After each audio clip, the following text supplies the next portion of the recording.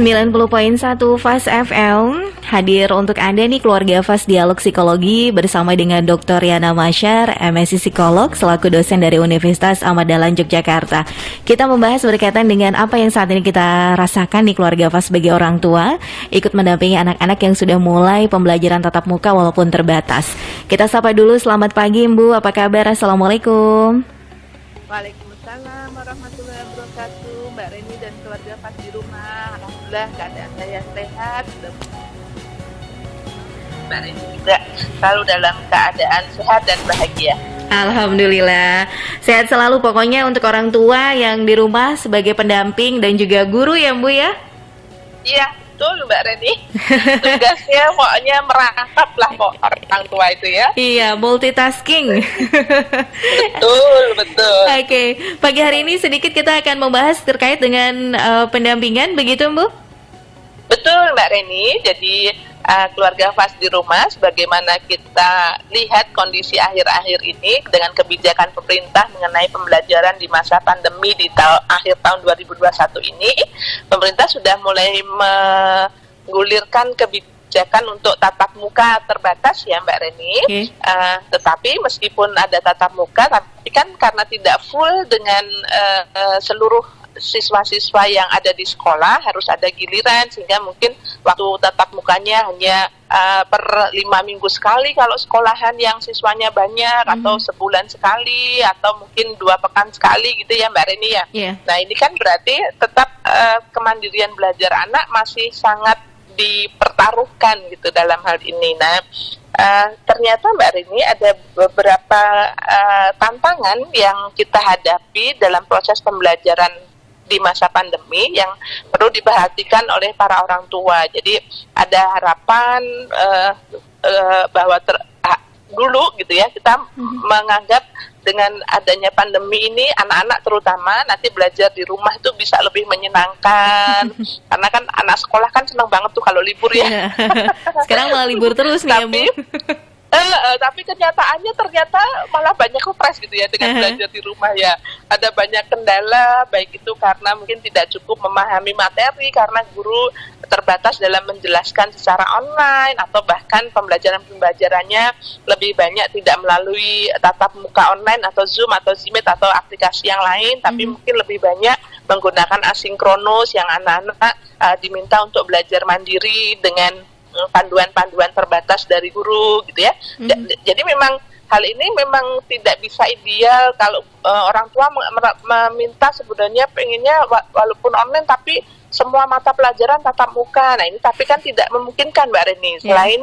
Selain Zoom atau Zmeet itu juga membutuhkan kuota yang sangat banyak. Kalau misalnya anak-anak terus-menerus selama Senin sampai Sabtu, mereka dari jam 7 sampai jam 1 atau jam 2 online, terus untuk seluruh mata pembelajaran bisa-bisa HP-nya juga cepet jebol gitu ya Mbak Reni.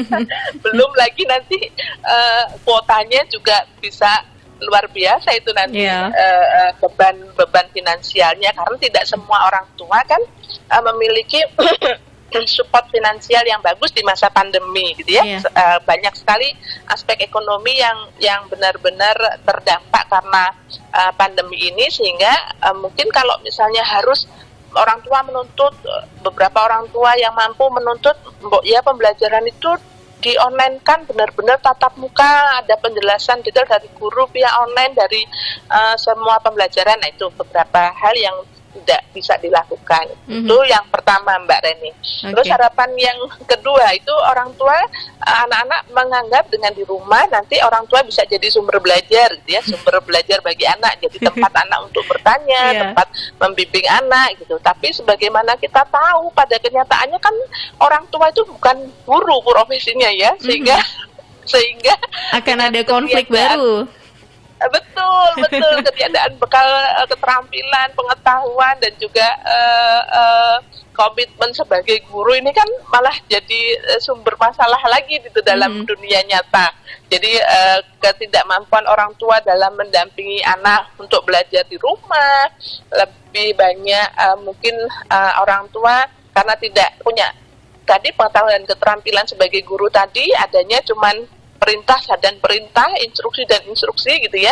Jadi ketika anak tanya ya yang ada hanya akhirnya konflik antara anak dan orang tua gitu, sehingga yang tadinya diharapkan sebagai sumber belajar malah ternyata jadi sumber yang membuat anak tidak bisa konsentrasi karena mungkin ekspresi emosi negatif dari orang tua. Nah, belum lagi ketika ada awalnya mungkin enak nih di rumah nih, kumpul sama anak-anak, kumpul sama keluarga, suami, istri, semuanya bekerja di rumah, kebahagiaan akan terasa dengan semuanya ada di rumah, harapannya begitu ya. Tapi ternyata kenyataannya kebersamaan dengan semuanya sibuk di rumah, ini ternyata ada banyak kendala juga itu. Bukannya sumber kebahagiaan, malah ada beberapa yang kemudian menjadi sumber stres satu sama lainnya gitu. Sehingga ini juga menyebabkan mungkin kemampuan anak dalam fokus di proses pembelajarannya juga mengalami hambatan. Ada keluarga yang memang masih tetap kondusif, tapi itu hanya 1-2 lah Mbak Reni, dengan kemampuan regulasi diri yang bagus, kemampuan coping yang bagus, proses mau belajar dari orang tua untuk segera berperan multitasking tadi ya, jadi orang tuanya juga effortnya bagus, tapi tidak semua keluarga seberuntung itu gitu. Lebih banyak keluarga-keluarga yang mengalami beberapa kondisi yang saya sampaikan di awal. Belum lagi Mbak Reni, kebutuhan orang tua selama pandemi ini kan idealnya seharusnya satu, orang tua itu punya kemampuan komunikasi yang bagus baik pada anak maupun pada guru. Tapi karena kesibukan orang tua sendiri kan kadang-kadang hal ini juga tidak cukup terjadi ya. Jadi sehingga pola komunikasi yang menjembatani antara sekolah dan anak itu kadang-kadang juga tidak bisa dilaksanakan dengan baik gitu. Entah itu karena pihak sekolah yang memang tidak terlalu melibatkan orang tua, atau bisa juga karena memang orang tuanya sibuk sehingga mungkin tidak sempat untuk melakukan komunikasi yang intensif dengan orang tua gitu ya.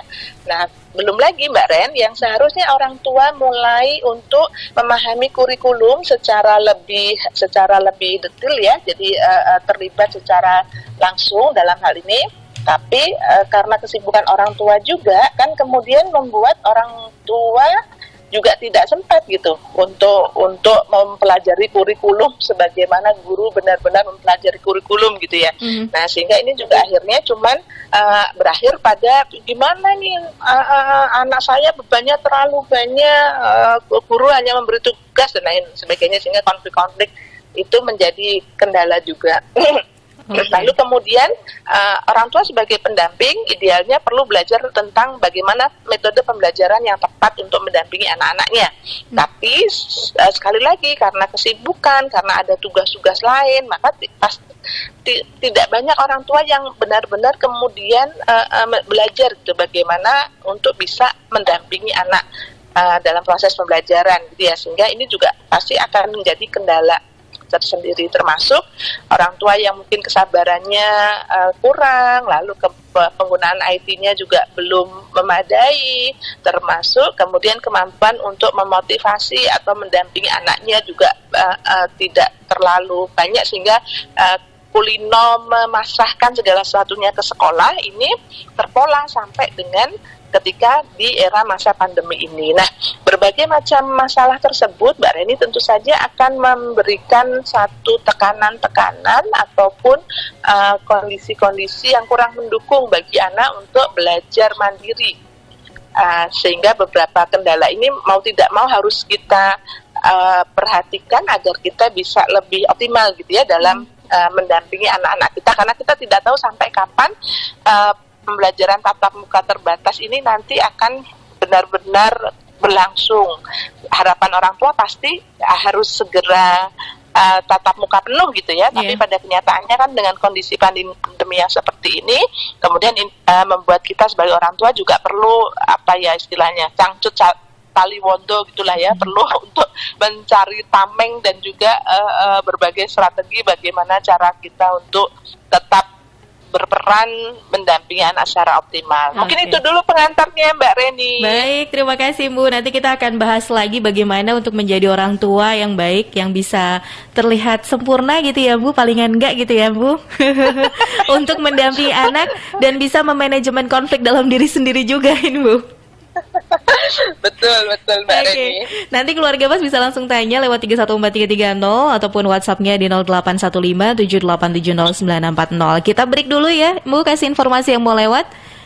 Siap Mbak Reni. Oke, dan beri kesempatan untuk Anda keluarga Fas yang mungkin mulai lagi menyusun pertanyaan buat Mbu nih di sini.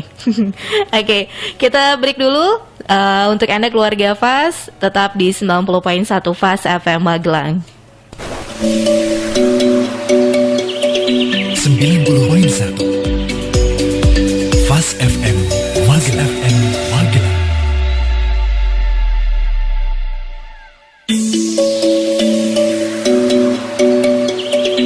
90.1 Fas FM Magelang.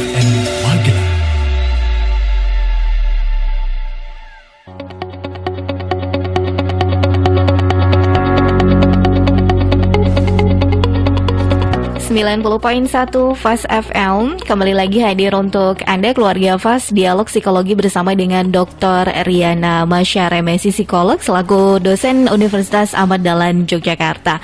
Kita masih membahas berkaitan dengan pendampingan anak saat ini yang sudah mulai melakukan pembelajaran tatap muka terbatas ya. Tadi di prolog juga Mbu udah menceritakan bagaimana kita harus bersikap, bagaimana kita harus memanajemen konflik ya antara orang tua dan juga anak. Dan saat ini kita langsung masuk dalam temanya, intinya bagaimana kita mendampingi anak untuk melakukan pembelajaran tatap muka. Keluarga Fas bisa simak dan nanti bisa bertanya langsung lewat 314330 ataupun WhatsApp-nya di 081578709640. Monggo Bu, bisa masuk dalam tema kita hari ini. Assalamualaikum warahmatullahi wabarakatuh. Waalaikumsalam warahmatullahi Salam semangat wabarakatuh. para keluarga Fas di rumah. Alhamdulillah pagi ini kita bisa bertemu kembali. Hari ini saya akan membahas terkait dengan bagaimana kita sebagai orang tua dapat berperan dalam pendampingan pembelajaran bagi anak-anak kita.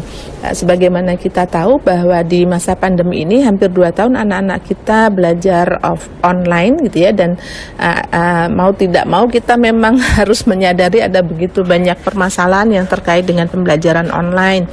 Salah satunya anak-anak sudah semakin jenuh dengan berbagai macam tugas, capaian pembelajarannya tidak seoptimal ketika mereka dilakukan pembelajaran secara luring atau offline. Kemudian juga anak-anak pembentukan kepembiasaan baiknya, disiplinnya, karakternya itu banyak yang mengalami penurunan ya Bunda, ayah-ayah di rumah. Jadi hal ini pasti sangat berdampak gitu kalau ada beberapa kajian terkait dengan missing link atau mata rantai yang hilang dalam proses pendidikan anak-anak di masa pandemi itu. Memang kita sebagai orang tua ikut merasakan jadi ada beberapa hal yang memang ternyata walaupun pembelajaran tetap berjalan, tetapi ternyata dampak negatif ataupun hal-hal yang kurang maksimal dalam pembelajaran ini memang dirasakan tidak hanya oleh 1-2 keluarga saja. Nah, apa yang perlu kita lakukan ketika ternyata kondisi kenyataan kita selama pandemi ini memang begitu adanya. Nah, yang pertama, ayah bunda, jadi keluarga Fas di rumah, kita perlu menyadari bahwa anak-anak kita mulai dari yang usia dini sampai dengan anak remaja di usia SLTA sederajat gitu ya.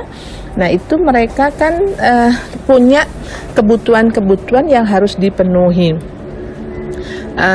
Kebutuhan secara fisik maupun secara psikologis. Nah, dalam proses pembelajaran kebutuhan-kebutuhan ini tidak akan kebutuhan di dalam proses pembelajaran anak akan belajar dengan optimal atau tidak tergantung bagaimana pemenuhan kebutuhan fisik dan psikologis ini dapat dilakukan di rumah.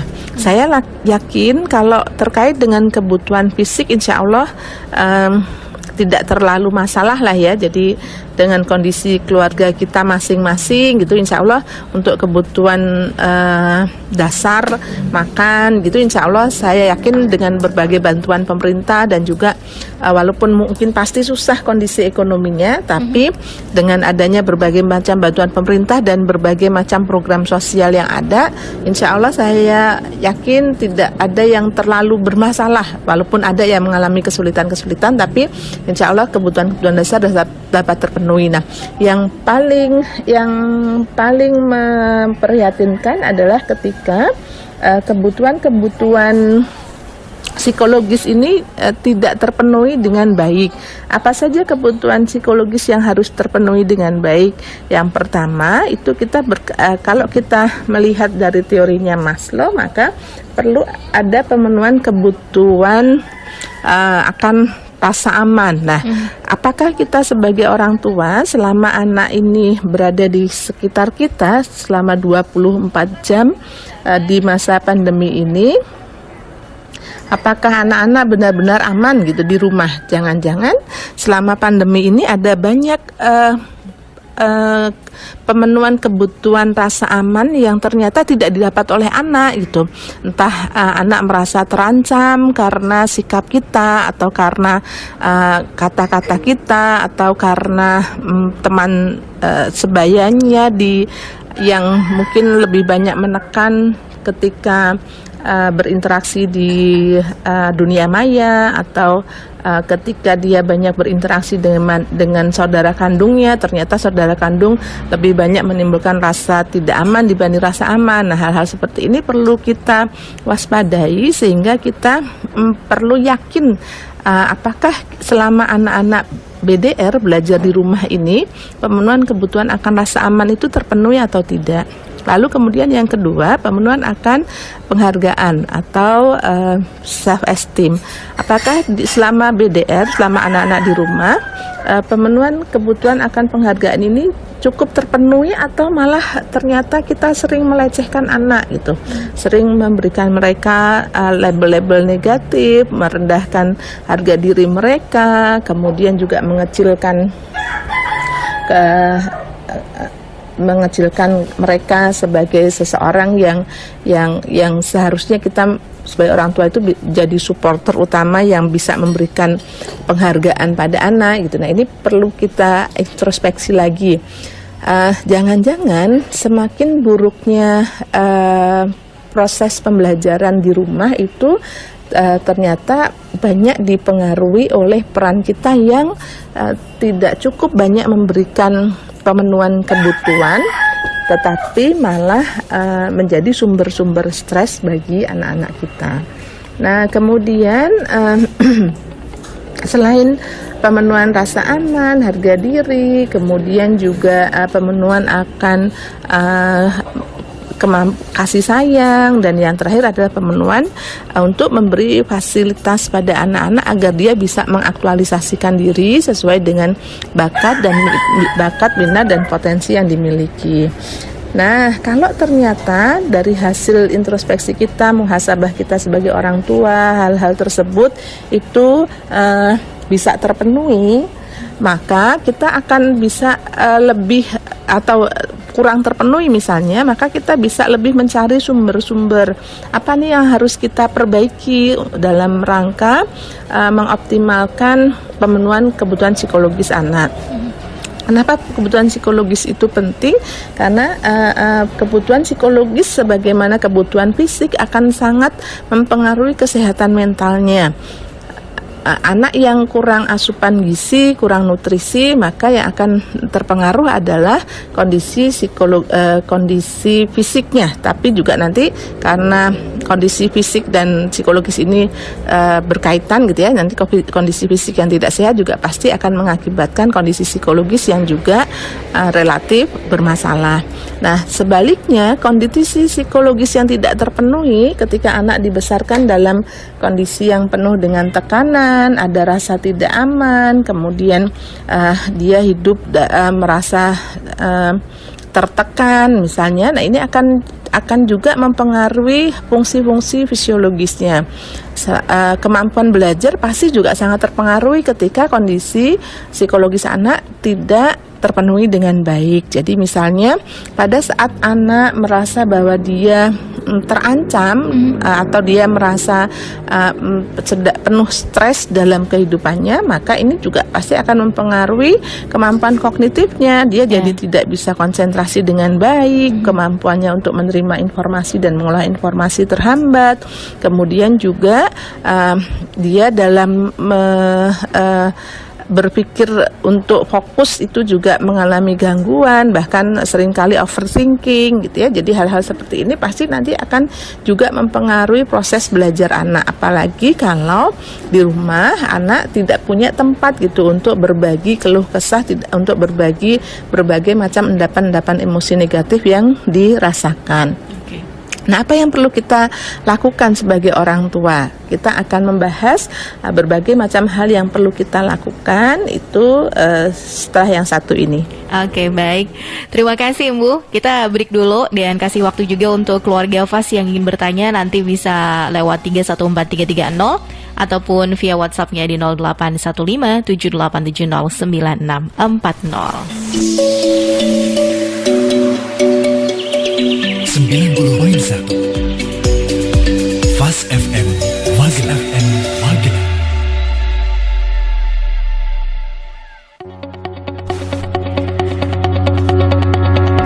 Terima kasih buat Anda keluarga FAS yang masih selalu setia di 90.1 FAS FM. Kita masih dalam dialog psikologi bersama dengan Dr. Yana Masyar, MSc Psikolog, selaku dosen dari Universitas Ahmad Dahlan Yogyakarta. Masih membahas berkaitan dengan pendampingan orang tua ya, pendampingan yang dilakukan orang tua untuk mendampingi putra-putri yang saat ini sudah mulai melakukan pembelajaran tatap muka walaupun terbatas. Nah, ini Bu, lanjut ya, kita gimana caranya sebagai orang tua kita bisa optimal mendampingi anak-anak. Karena kan kita tahu selain kebutuhan psikologi, anak juga butuh kebutuhan yang lain nih Bu. Monggo. Reni dan keluarga FAS di rumah, kita lanjutkan ya pembahasan kita bagaimana sebagai orang tua kita bisa berperan optimal untuk mendampingi anak-anak kita belajar. Selain kebutuhan psikologi secara umum, Mbak Reni, kita juga perlu memahami bahwa ada kebutuhan-kebutuhan yang diperlukan oleh anak untuk bisa belajar dengan optimal. Apa saja kebutuhan itu? Sama dengan kebutuhan secara umum, kebutuhan belajar secara optimal ini juga terbagi menjadi dua bagian utama, kebutuhan fisik dan kebutuhan psikologis. Kebutuhan fisik berkaitan dengan bagaimana kita bisa menyediakan berbagai macam kebutuhan baik secara fisik, secara fisiologis agar bisa tetap sehat, dan juga kebutuhan fisik yang terkait dengan fasilitas-fasilitas yang mendukung. Kebutuhan secara fisik dalam hal fisiologis misalnya terkait dengan bagaimana kesehatan anak, nutrisi yang diperoleh, kemudian jam tidurnya, jam istirahatnya, olahraganya. Nah, ini semua diharapkan perlu kita dukung, perlu kita biasakan pada anak-anak sehingga mereka selama BDR itu punya pola hidup, pola makan, pola tidur, pola pengelolaan olahraga, pengelolaan fisik yang bagus, yang seimbang gitu. Nah, kemudian selain kebutuhan fisik secara fisiologis, ada kebutuhan fisik secara fasilitas. Apa saja itu? Jadi misalnya bagaimana kita sebagai orang tua bisa memfasilitasi tempat belajar yang nyaman, yang kondusif bagi anak.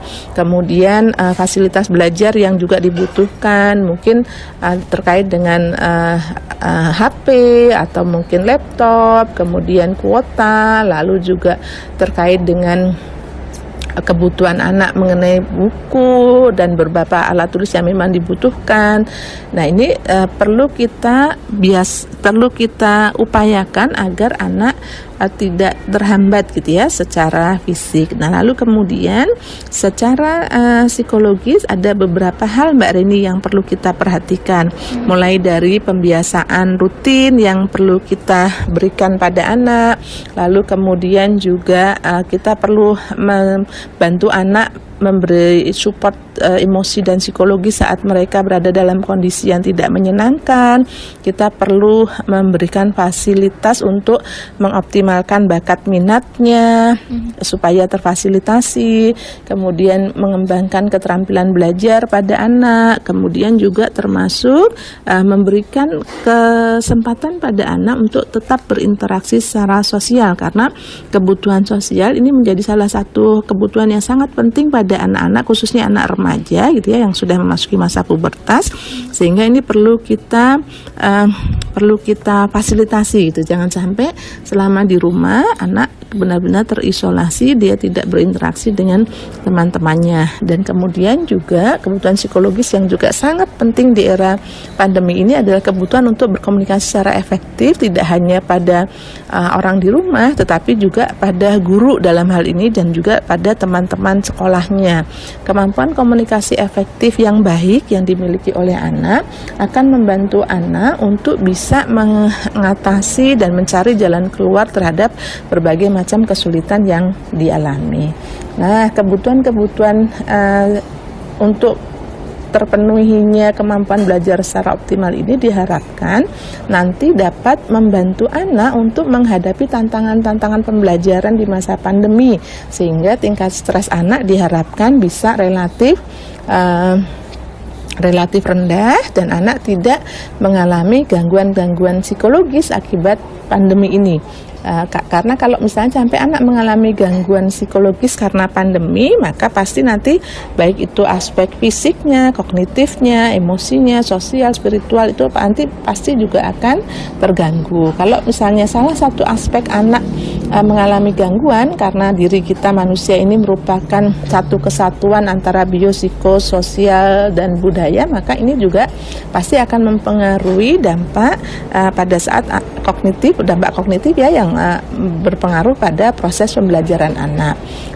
Kemudian kita akan membahas tentang apa yang bisa dilakukan nih Mbak Reni untuk menguatkan atau membantu anak-anak agar mereka bisa mengembangkan proses pembelajaran yang efektif walaupun mereka harus belajar sendiri di rumah.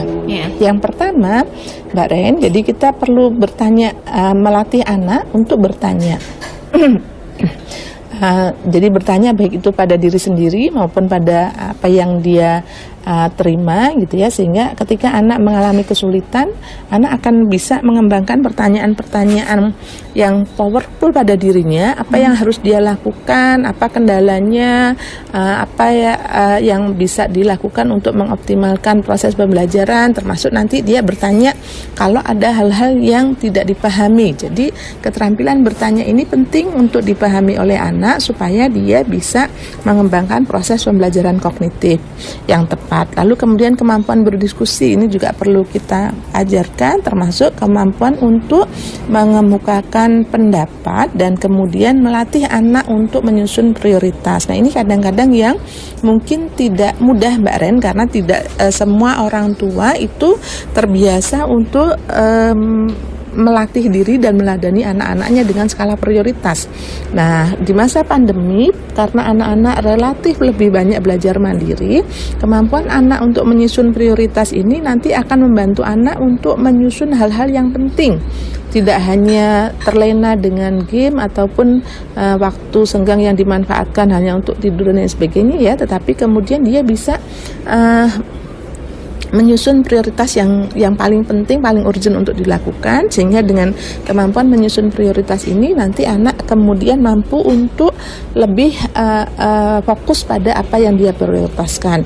Termasuk adalah membantu anak untuk problem solving pada saat dia mengalami masalah. Jadi tidak hanya sekedar menasehati, kemudian juga memberikan solusi, tapi membantu anak untuk mencari jalan keluar. Apa yang sebaiknya dilakukan ketika dia menghadapi masalah. Nah, pada saat anak mampu keterampilan problem solvingnya ini bagus, pemecahan masalahnya bagus, insya Allah anak akan terbiasa mandiri untuk mencari jalan keluar dari berbagai macam kendala atau masalah yang dihadapi, termasuk nanti menemukan pola belajar ataupun metode belajar yang paling efektif yang mungkin dia butuhkan. Oke, baik. Jadi memang ada hal yang bisa kita lakukan ya, keluarga FAS untuk mendampingi anak-anak untuk bisa melakukan pembelajaran dengan lebih baik. Fokus kepada apa yang dibutuhkan anak dan juga bisa membantu mereka untuk bisa membuat prioritas. Iya, Bu, halo. Ya, halo Mbak Reni. Oke, baik. Tadi juga sudah disampaikan banyak sekali yang harus kita siapkan sebagai orang tua, termasuk juga kita mengajarkan anak keterampilan bertanya, berdiskusi dengan baik, dan menyusun prioritas yang masih jadi PR besar nih, Bu. Betul Mbak Reni. Oke. Masih menjadi prioritas kita semua. Benar, karena kan mengajarkan mereka untuk tidak terlalu terlena dengan gadget itu agak juga PR lagi ya, Bu ya. Iya. Oke. Butuh komitmen yang kuat untuk itu memang. Baik, semoga kita bisa menjadi orang tua yang bisa mendampingi dengan maksimal begitu, dengan sabar yang full charge gitu ya, Bu ya. Amin. Insya Allah Mbak Reni, selama kita mau bertekad, berubah, bersungguh-sungguh, insya Allah jalan itu pasti ada. Oke, baik. Dan ini ada pertanyaan sebelum nanti Bu kasih closing ya untuk dialog kita pagi hari ini. Ada pertanyaan dari Pak Demangs yang ada di Gerabak nih. Ada efek samping belajar di rumah yang kami rasakan sebagai orang tua. Anak saya jadi lebih cuek gitu ya. Gimana dong solusinya Ibu narasumber ya, untuk anak saya bisa mungkin kembali lagi lebih kalau dipanggil ya nggak langsung bisa langsung menjawab dan bisa melakukan apa yang kita minta begitu, Bu. Iya. Oke, Mbak Reni, terima kasih pertanyaannya Pak Demang. Pertanyaan yang sepertinya mewakili banyak pertanyaan para orang tua yang lain nih, Pak Demang. Terima kasih sudah menyampaikan pertanyaan ini. Apa yang harus dilakukan ketika selama pandemi ini ternyata anak jadi lebih cuek atau dableknya? Kita perlu lebih menspesifikkan, Mbak Reni. Jadi kadang-kadang kita sebagai orang tua itu memang punya kelemahan untuk menspesifikkan perilaku apa yang sebenarnya kita harapkan diubah oleh anak kita. Tapi seringkali kemudian kita lebih banyak menggunakan kata-kata yang sifatnya general atau labeling gitu. Dablek, cuek, ini kan sesuatu yang terlalu umum gitu, sehingga kurang spesifik. Maksudnya cuek itu cuek dalam hal apa? Apakah dalam seluruh perilakunya dia menunjukkan perilaku tidak peduli, cuek gitu, atau hanya cuek ketika dipanggil tidak mendengarkan. Nah, kalau dipanggil tidak mendengarkan karena dia mungkin lebih fokus ke HP-nya, maka yang perlu kita sampaikan ke anak itu juga kata-kata yang spesifik dengan data. Jadi based on data itu harus kita berikan pada anak. Misalnya kita lihat nih tanda-tanda bahwa anak kok kalau dipanggil hampir tidak pernah respon dengan baik, atau ketika misalnya diminta untuk belajar, atau orang tua minta anak untuk sholat misalnya kok tidak direspon dengan baik. Nah, ini kita butuh data, Mbak Reni, supaya anak kita juga tahu dan dia tidak merasa dijudge gitu ya. Tapi kita bicaranya berbasis data. Jadi kita lakukan observasi dulu selama seminggu atau 3 hari lah. Jadi kita sengaja untuk mengumpulkan data, mengobservasi anak tentang apa yang sebenarnya kita maksud. Lalu kemudian kita benar-benar based on data, Mbak Reni, misalnya di pagi hari pada saat dibangunin misalnya, seberapa jeda waktu antara kita membangunkan sampai dia bangun, apa perubahan yang terjadi dengan sebelum pandemi dan sudah pandemi. Lalu kemudian ketika diminta untuk belajar misalnya, apa yang berubah gitu. Nah, ini data-data ini perlu kita kumpulkan. Kalau kita sudah punya data yang komplit tanpa kita besar-besarkan, data yang objektif, baru kemudian kita ajak anak untuk berdiskusi. Nah, karena anak kita sudah remaja, maka sebaiknya memang dalam upaya kalau remaja ya, Pak Demang tadi tidak menyampaikan anaknya remaja atau anak-anak. Itu kita perlu lebih mengajak anak-anak untuk mendialogkan apa yang kita peroleh dari hasil observasi kita. Jadi kita sampaikan ke anak, atau Mbak, ini loh, Bapak ini mengamati kamu selama seminggu ini, kok ternyata perubahan perilakumu dari sebelum pandemi dan pandemi ini Halo? Halo Bu. Reni. Iya, halo. Halo. Iya, sempat hilang tadi. Terdengar ya? Ya, oke lanjut Oh, Bu. ya, tempat ya. Nah, misalnya dari data itu lalu kemudian kita tunjukkan ke anak nih, Bapak amati kamu di pagi hari yang dulu sebelum pandemi kalau dibangunin langsung bangun, sekarang jedanya lama sekali. Sehingga kemudian salatnya jadi semakin mundur. Atau ketika makan juga begitu. Jadi kita sampaikan ke anak. Nah, kalau misalnya kondisinya seperti ini terus, apa menurutmu ini bagus toh untuk dirimu? Jadi upayakan ketika kita mendampingi anak itu orientasinya bukan kita, tapi orientasinya anak gitu. Jadi lebih fokus pada apa dampaknya pada anak itu sendiri gitu. Jangan kadang-kadang kita sebagai orang tua tuh sering bilang ibu tuh sebel melihatnya. Jadi lebih ke kita, sesuatu ya? yang dari kita. Jadi upayakan ketika kita memang mendampingi anak, maka fokuskan itu memang pada apa yang dampak dan segala satunya yang terjadi pada anak, dan upayakan tidak dalam bentuk nasihat tapi dalam bentuk dialog. Lalu kita tanya, apakah sebenarnya kesulitanmu, apa kamu terlalu banyak begadang, kalau terlalu banyak begadang penyebabnya apa. Nah itu sehingga anak diajak untuk benar-benar memahami apa yang terjadi pada dirinya. Lalu kemudian kalau memang anak begitu dalam rangka untuk karena dia terlalu asik dengan HP-nya, biasanya yang membuat anak mungkin cuek ataupun tidak lagi menunjukkan respon yang bagus itu karena biasanya perhatiannya tersita oleh HP. Karena kan otak kita kan tidak bisa fokus pada banyak hal, Mbak Ren. Dan pada saat kita melihat HP, itu biasanya baik itu pendengarannya, penglihatannya, fokusnya hanya di HP. Sehingga ketika dia ada orang lain yang memanggil atau apa, dia tidak akan mendengar karena tadi otaknya fokus hanya pada satu hal saja. Maka kita perlu untuk menarik perhatiannya dengan lebih membuat dia mengalihkan dari HP itu kalau memang penyebab utamanya HP. Lalu kemudian kita ingatkan pada anak, apa sih hal yang paling penting, strong way-nya itu apa, yang paling penting yang harus dia capai itu apa.